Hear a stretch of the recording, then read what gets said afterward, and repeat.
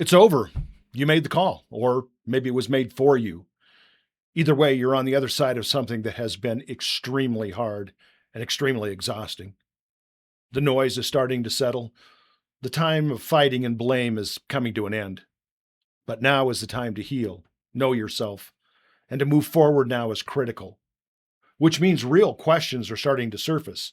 How did I get here? Who am I now? What did I bring into this relationship that I just don't want to carry any longer?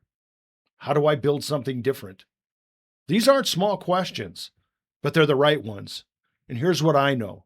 Most people leave a relationship and take their old operating system with them.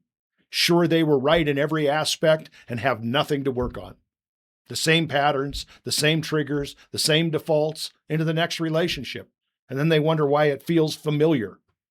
Look, this work is different. It's not about processing the past. It's about architecture. We look at what you've been running, what's healthy, and what's simply old habit. And we rebuild it on purpose.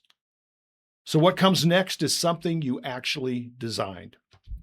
If you're ready to take a good look at yourself and your future, click the link below. Let's have a conversation.